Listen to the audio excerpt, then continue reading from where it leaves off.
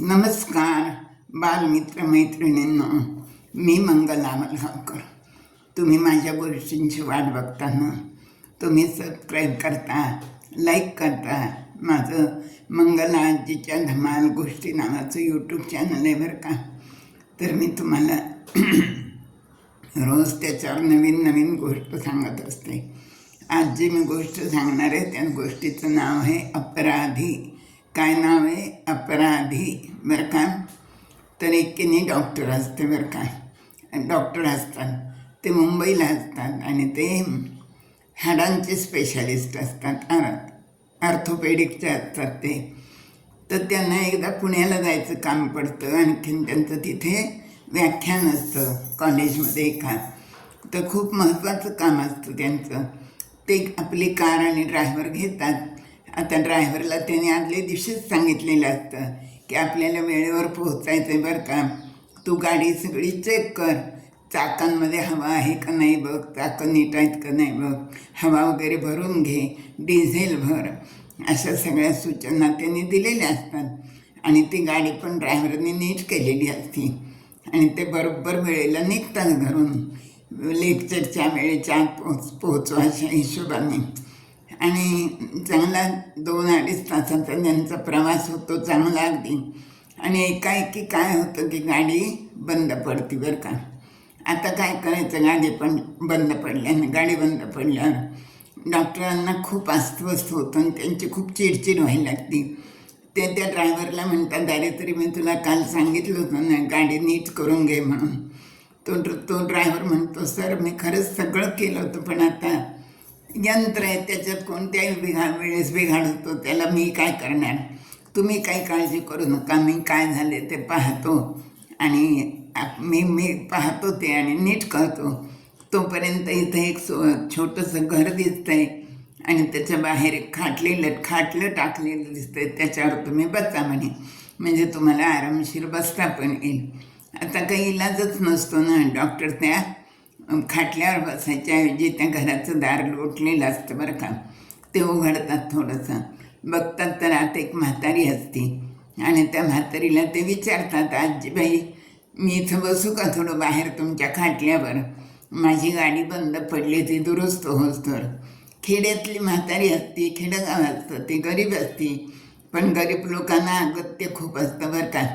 ती म्हातारी म्हणते, बसा ना म्हणे, काय हरकत नाही, बाहेर कशाला बसता म्हणे, आतच या, आत बसा म्हणे, आणि मी तुम्हाला गरम गरम चहा पण करून देते म्हणे.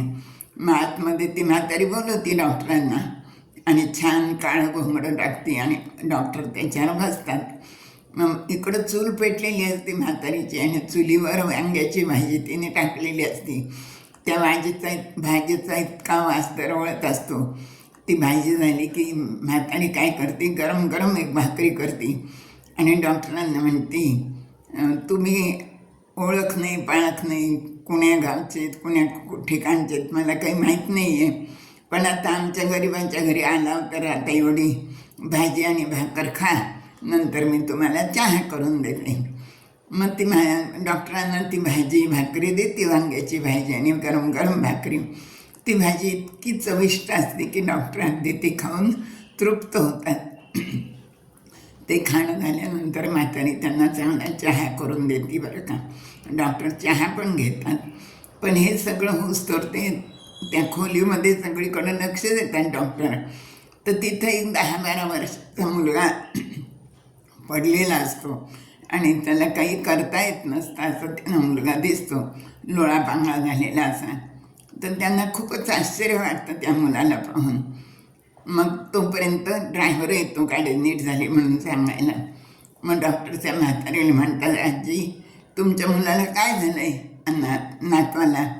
ती म्हणती, अहो काही नाही म्हणे, अहो शाळेतून येत होता बघा, एकदा छान शाळेत जात होता, लई हुशार आहे तो, पण कुणीतरी कारवाल्याने धडक दिली आणि तेव्हापासून हा असा झाला आहे म्हणे.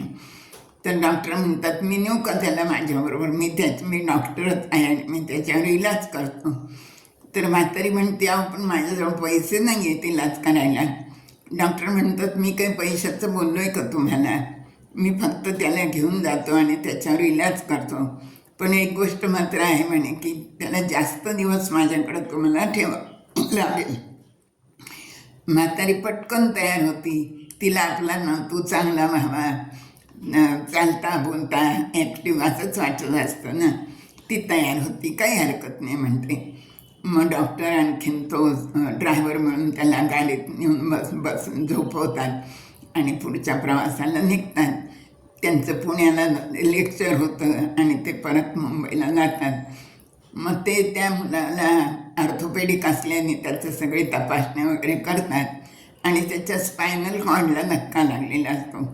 मग त्याचं ते ऑपरेशन करतात. मग ऑपरेशन झाल्यानंतर साधारण महिन्या 1.5 महिन्याने तो मुलगा थोडीशी हालचाल करायला लागलेला त्यांना दिसतो.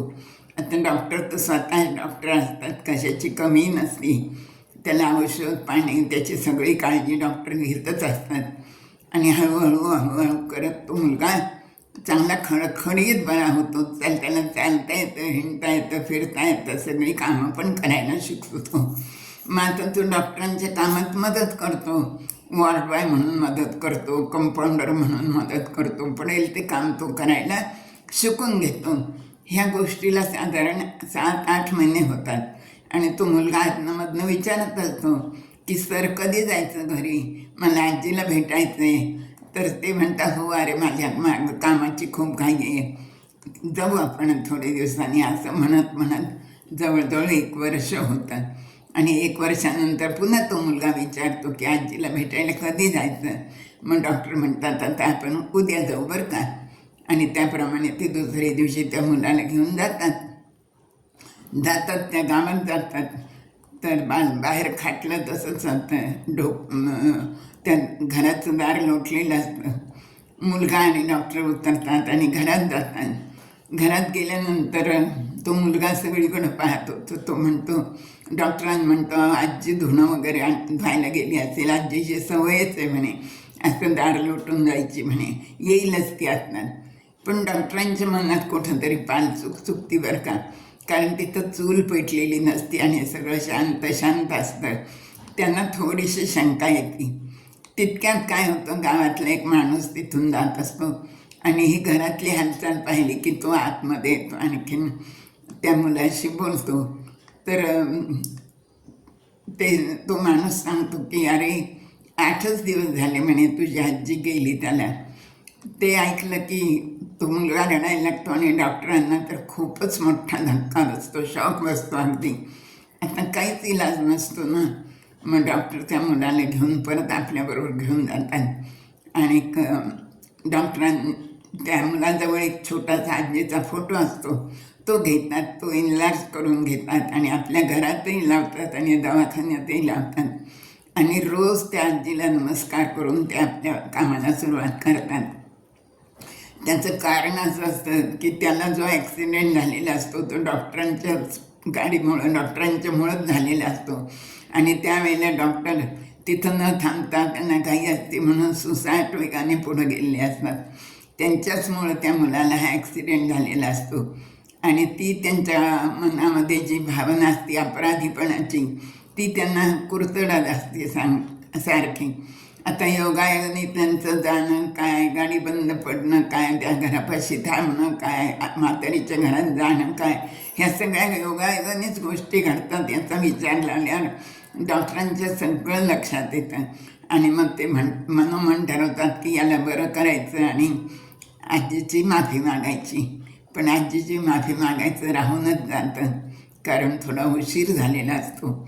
आणि त्यामुळं ते रोज त्या फोटोसमोर उभं राहून दररोज आजीची माफी मागतात आणि तिला सांगत असतात, तुझा नातू अगदी खडखडीत बरा झाला आहे आणि तो आता कर्तृत्ववान झाला आहे, आणखीन खूप त्याला सगळं काही करता येतं, नॉर्मल झालं आहे असं म्हणून दररोज त्या आजीची माफी मागून डॉक्टर आपलं काम करत असतात. अशी ही अपराधीपणाची भावना धुवून काढण्यासाठी त्यांनी हे सगळं केलेलं असतं.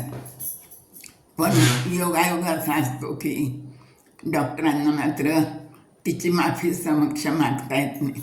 तर ही अशी नवीन गोष्ट मी तुम्हाला सांगितली. गोष्टीचं नाव आहे अपराधी. धन्यवाद मुलांना.